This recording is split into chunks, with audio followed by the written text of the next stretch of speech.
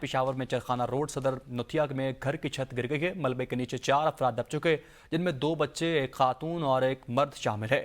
Rescue 112 کی ٹیموں نے موقع پر پہنچ کر امدادی کارروائیاں شروع کر دی ہیں۔ آپ کو خبر دے دیں، پشاور کے علاقے نوتھیا میں مکان کی چھت گرنے سے اب تک کی تفصیلات کے مطابق 4 افراد نیچے دب گئے ہیں، جن میں سے 2 بچے، ایک خاتون اور ایک مرد شامل ہے، جبکہ ریسکیو 112 کی ٹیمیں موقع پر پہنچ چکی ہیں اور امدادی کارروائیوں کا سلسلہ اس وقت جاری ہے۔ آپ کو کر رکھے پشاور سے یہ خبر آ رہی ہے، جہاں پر اب تک کی تفصیلات کے مطابق مکان کی چھت گرنے سے ملبے کے نیچے 4 افراد دب گئے ہیں، جن میں 2 بچے، ایک خاتون اور ایک مرد شامل ہیں، جنہیں ریسکیو 112 کی ٹیموں نے موقع پر پہنچ کر امدادی کارروائیاں شروع کر دی ہیں۔ پشاور میں موسلادھار بارش سے گرمی کی شدت میں کمی آ گئی، موسم ہو گیا ہے، مزید بارش کی بھی پیشن گوئی کی گئی۔ مزید آگاہ کر رکھے گئے پشاور سے نمائندہ ABN نیوز عمران خان۔ جی بالکل، صوبائی دارالحکومت پشاور میں موسلادھار بارش کی وجہ سے گرمی کی شدت میں کمی آ گئی، گرمی کا زور ٹوٹ گیا ہے، موسم جو ہے وہ خوشگوار ہو گیا، گرمی کے ستائے ہوئے شہریوں کے چہروں پر خوشی کی لوٹی ہے۔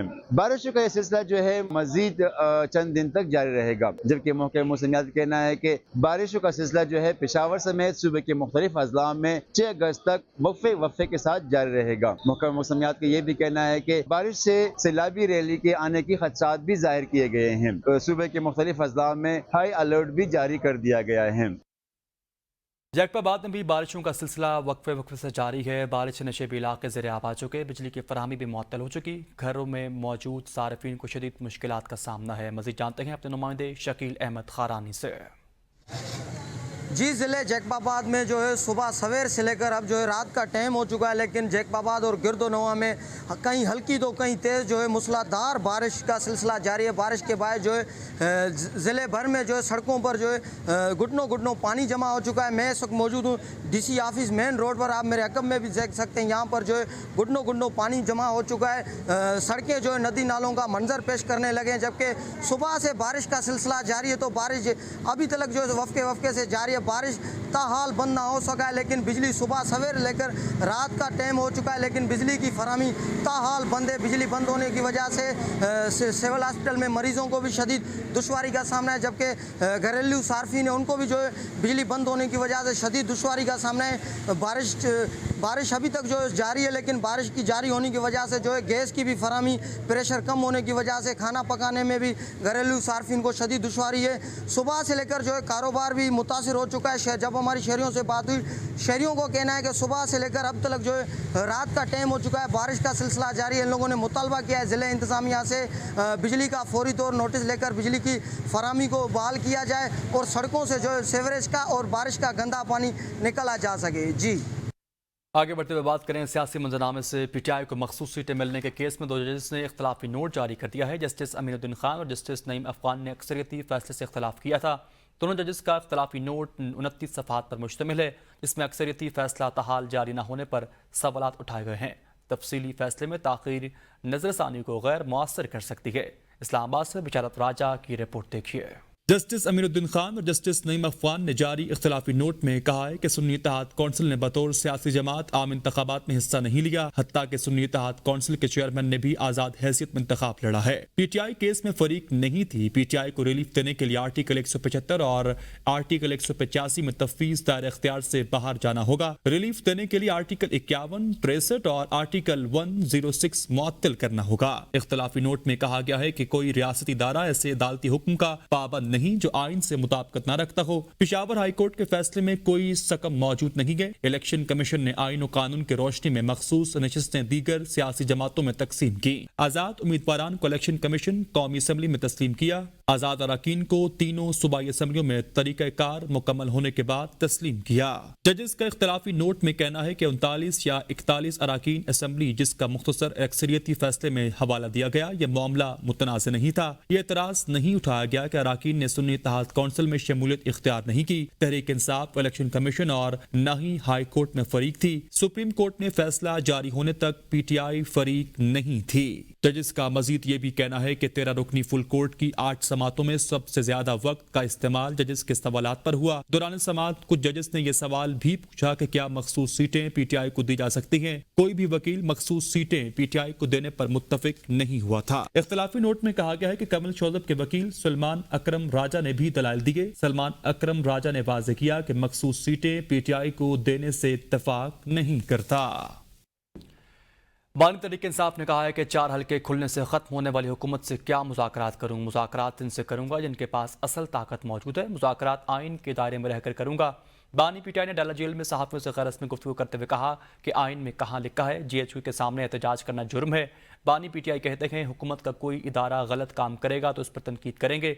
मुज़ाकरात इन्हीं से करूँगा जिनके पास असल ताकत है। बानी पीटीआई महमूद खाना चकजई को मुज़ाकरात का मैंडेट देने का बयान से मुकर गए। हुकूमत से मुज़ाकरात करने से इनकी हुकूमत चली जाएगी। Convener national parliamentary task force Bilal Azhar Kiyani ने कहा है कि पहले कहते थे न्यूट्रल जानवर होता है, अब कहते हैं फौज न्यूट्रल हो जाए। हम मुज़ाकरात चाहते हैं, इनको फौज के बजाय किसी साइकेट्रिस्ट के साथ मुज़ाकरात करने चाहिए। गुजारिश करूंगा हुकूमत अडाला जेल में काबिल साइकेट्रिस्ट मुकर्रर करे। अगर इनका पसंदीदा कोई साइकेट्रिस्ट है तो उसको बुला लें। हुकूमती इक़दामात से महंगाई की शरह 3 साल की कम तरीन सतह पर आ चुकी है। बुनियादी अशिया ज़रूरत की कीमतों में भी कमी लाना हमारा मिशन है। वज़ीर आज़म पाकिस्तान अवाम के मुश्किलात से बाखूबी आगाह हैं।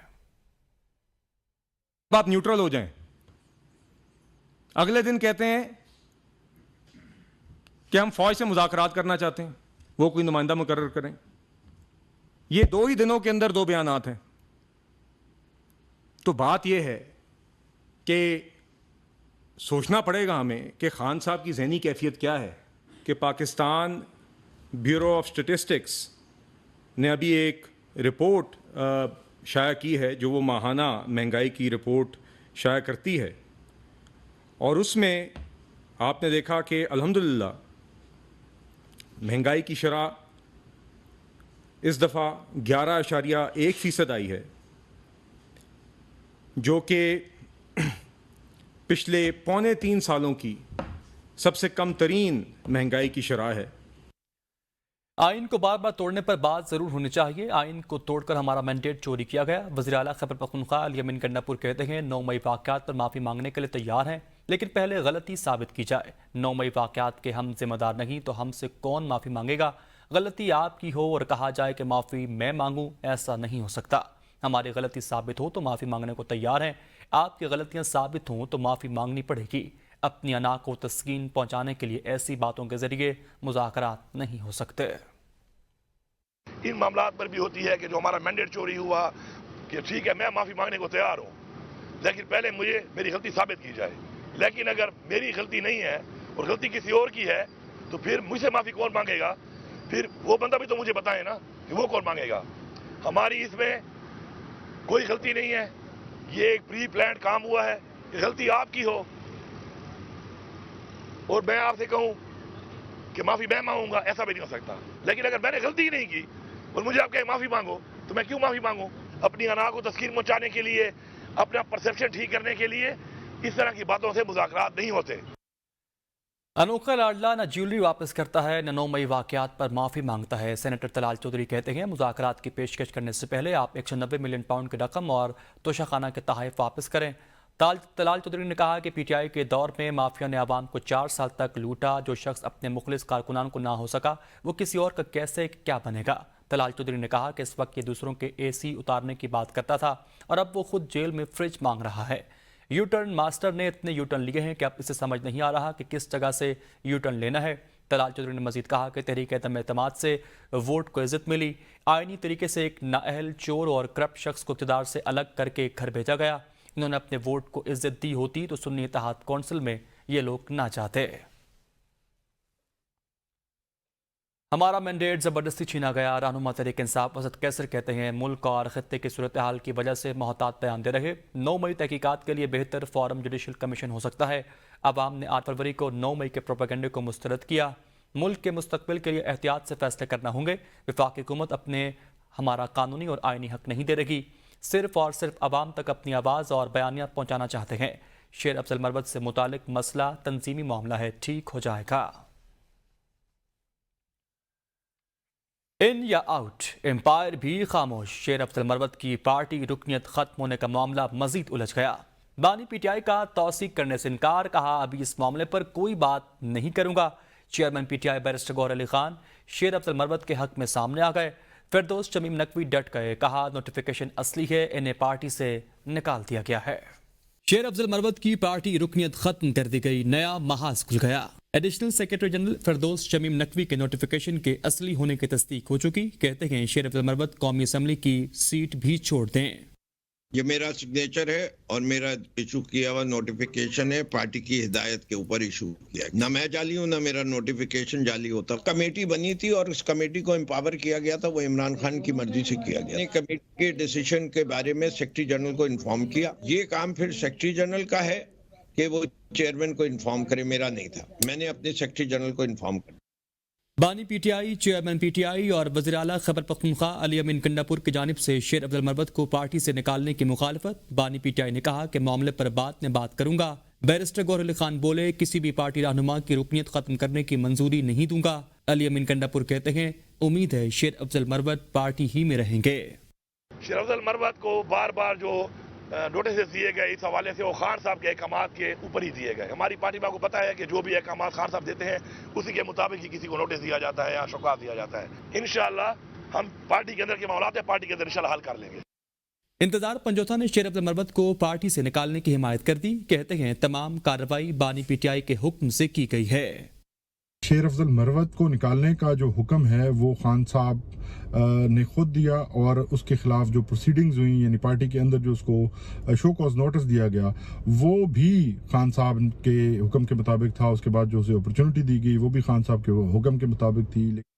शेर अफजल मरवत कहते हैं बानी पीटीआई का सिपाही था, हूँ और हमेशा रहूंगा। पार्टी और पार्लियामेंट रुकनियत से मुतालिक फैसले का इख्तियार चेयरमैन पीटीआई को दे दिया है। बानी पीटीआई से भी मुलाकात जरूर करूंगा।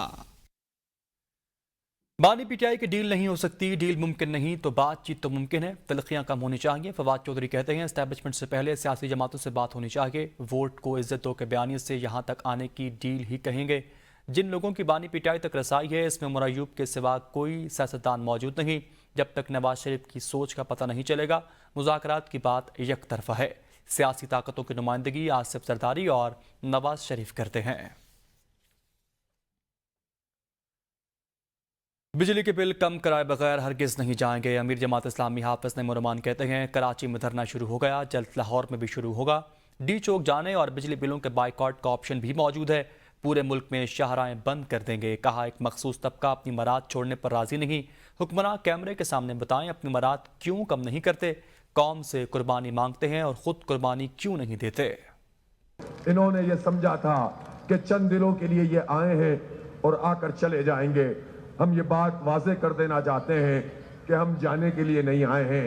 एक ही सूरत में जाएंगे, हमारे बिजली के बिलों को कम कर दो।